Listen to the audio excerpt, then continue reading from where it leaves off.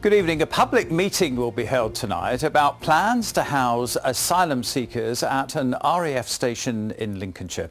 The government is considering using Scampton as it tries to ease pressure on the asylum system. The airfield was the headquarters of the Red Arrows and the famous World War II Dambusters squadron.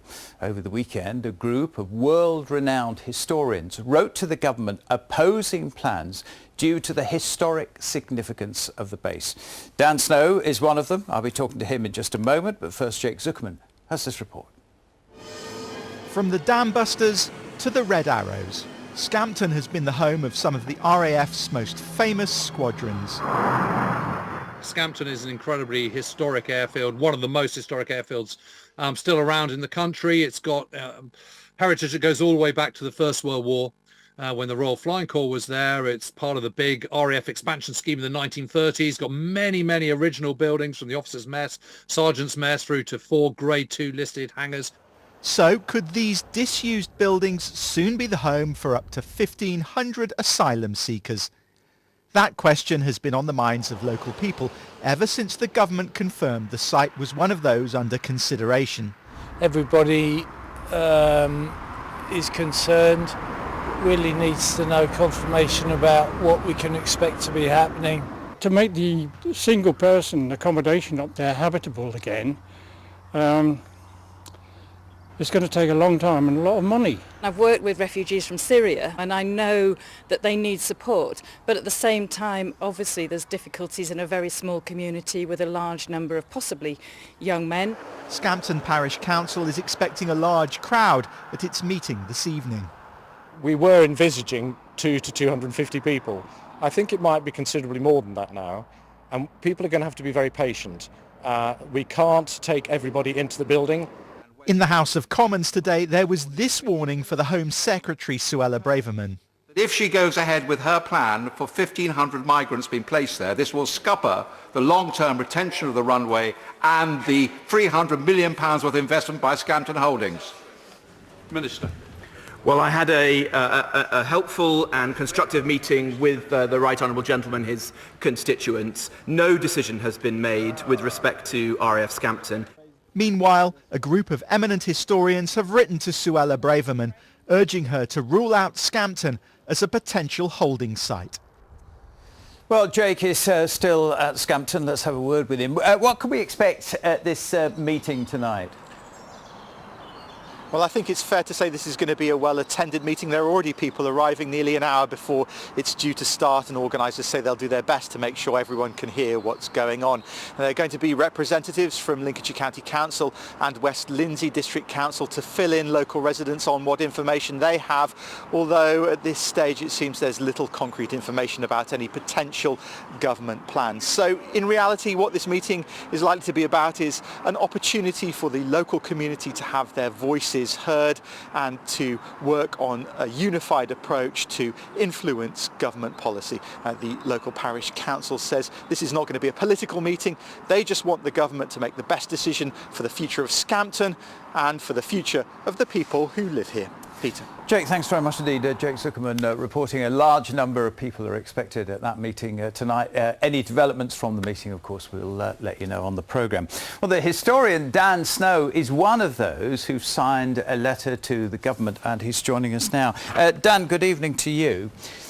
Why is it very alarming putting asylum seekers in a large empty building, which is actually not being used at the moment?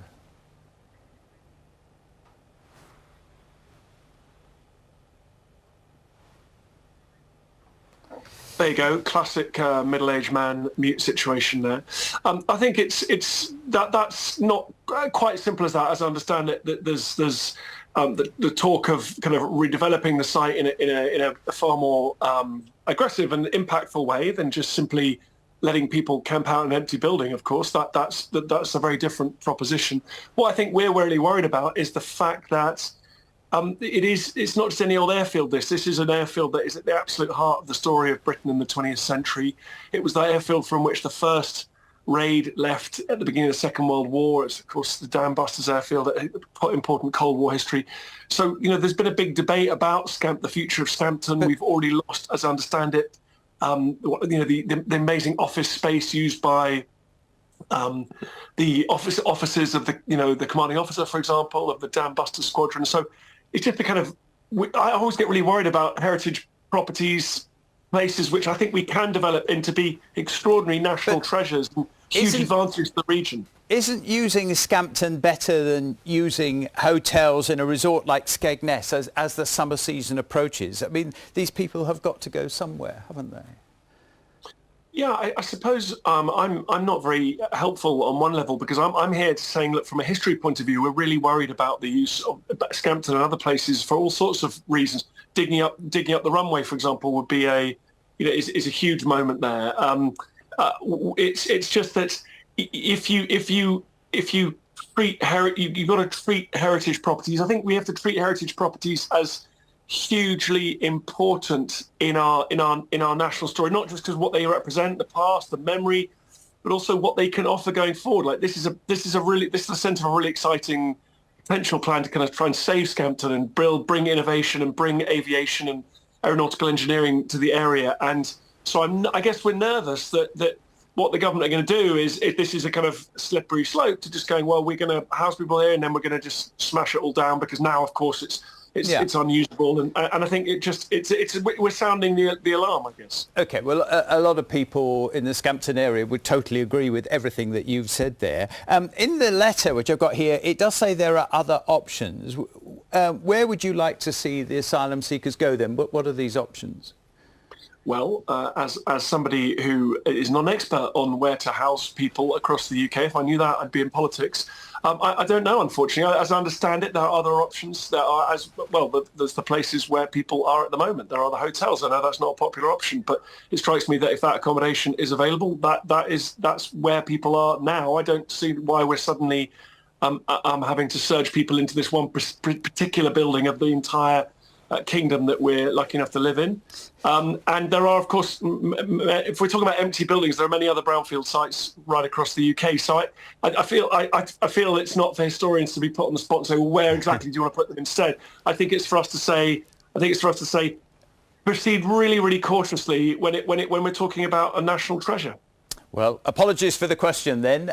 Dan, it's great to have you on the programme tonight as a historian, not a politician. Great to have you on. Thank you.